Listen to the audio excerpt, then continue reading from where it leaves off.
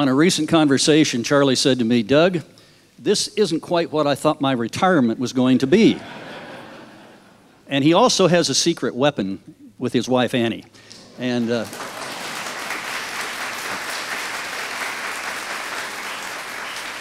so it's really a pleasure for me, and I consider it an honor to introduce my bishop, your bishop, our bishop, Charlie vonRosenberg.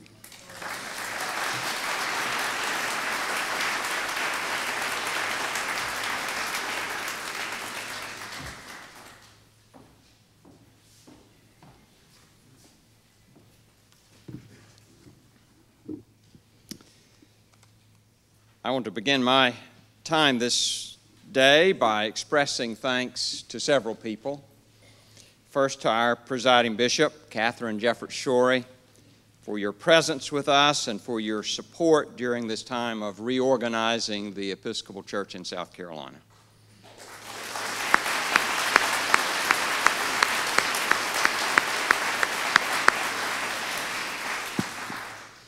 Also to the President of the House of Deputies, Gay Clark Jennings, for your being here today, as well as for your encouragement and for your support.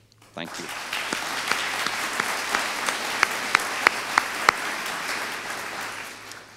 To Ken Price and to our guests from Pittsburgh who have come with words of encouragement born from your own experiences.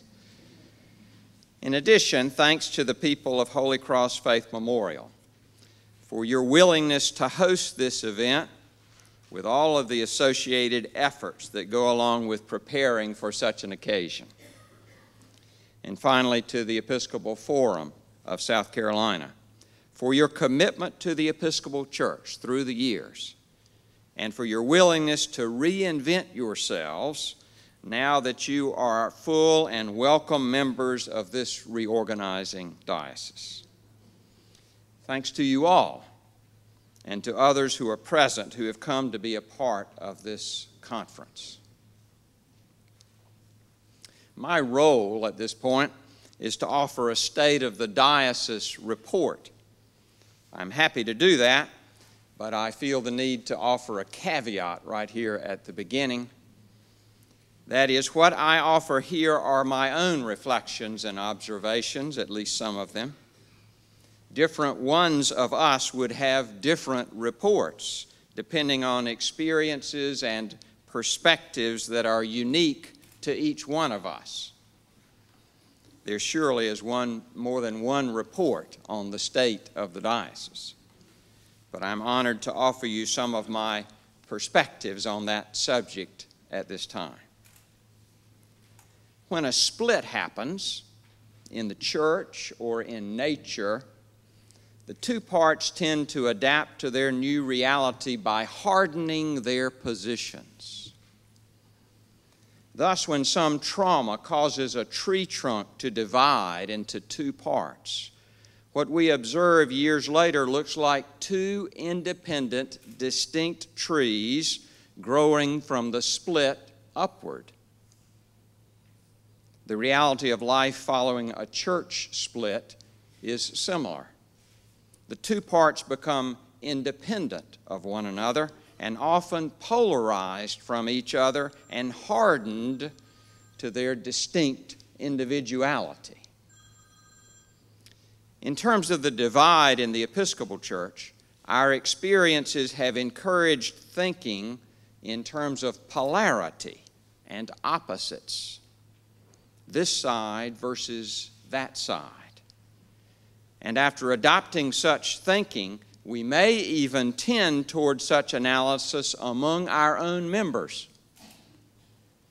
That is, we might make assumptions that all Episcopalians are in this place or in that place on a given social issue. A particular distinction that has emerged involves our personal experience of the split and the tendency to generalize that experience. That is, are we sad and sensing great loss as a result of this division, or are we liberated and sensing great hope? Also, in terms of concentration of energy and of attention are we focused on legal matters currently, or on rebuilding diocesan structures, or on encouraging the health of our local faith communities? Thus, polarities might also emerge in terms of appropriate focus for our resources. It seems to me that it is important for us to resist such artificial polarities at this point. A helpful viewpoint, rather, involves finding a place within such divides, a view, therefore, which recognizes the value of differences within a greater whole. For instance, then, as the Episcopal Church in South Carolina, we are both progressive and conservative. At this time in history, we are both sad and feeling liberated.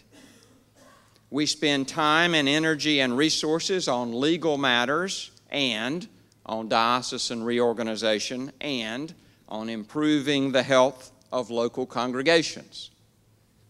In short, we are both and people rather than either or. We are historical, Anglican, Episcopalians, and we are enthusiastically so. The initial topic in reflecting on the state of the diocese, you see, involves identity. If we are to have a message for our community and for the world, then we need to be clear about who we are. Our identity involves the reality that we embrace a wide variety of political perspectives and liturgical practices and theological beliefs. Thus, we are a big tent, which covers quite a large area of the religious and political landscape. Some would put us in a corner, but that does not define our place. For us in South Carolina, the matter of identity for the Episcopal Church names a primary source of legal and popular controversy in the past, in the present, and certainly in the future. Thus, it continues to be crucial for us as the Episcopal Church in South Carolina to claim our identity in what we say and in what we do, in how we act toward each other and toward former Episcopalians, and in our self-understanding as we engage the world and God's kingdom. Our sense of identity is where we begin in any understanding of the state of the diocese. And I have to say that, like so many of our efforts, this is a work in progress. Another aspect of the state of the diocese involves our current efforts in rebuilding the diocese itself. Remember that a year and a half ago, the previous leadership and the diocesan resources left the church. As we used to say in Tennessee, Elvis has left the building.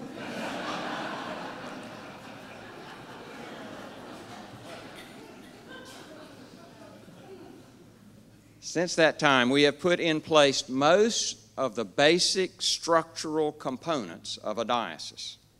We are handicapped by a lack of experience in positions of leadership, but we have come to know the value of on-the-job training. What we have before us are wonderful opportunities to build a future, and that is a crucial current perspective on the state of our diocese. The foundation has been laid. Now what do we want to build on it?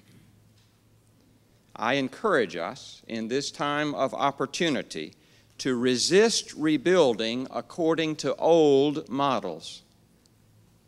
Now is the time to pause, to reflect, to consider options, to discuss possibilities, to try new things, and then to attempt to construct on this foundation whatever the Spirit of God leads us to build in our day. The time has within it opportunities and possibilities like no other time in history. I mean that quite literally. Ours is a unique time. Now we should admit that there is uncertainty at this moment, and we need to recognize that some folks are very uncomfortable with uncertainty. Perhaps the fact that we are uncomfortable together will offer a sense of encouragement. However, we need to resist the temptation to provide structure too quickly for the sake of our comfort. Therefore, it seems to me, the state of our diocese at this time involves a call to faithfulness in responding to the opportunities and the possibilities of our day and of the days to come.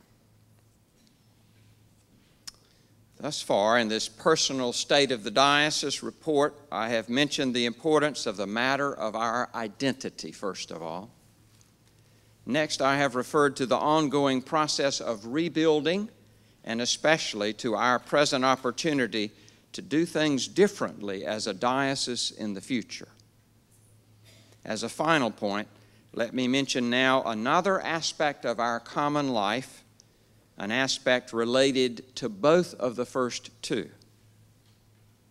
And this involves the necessity of reclaiming our history.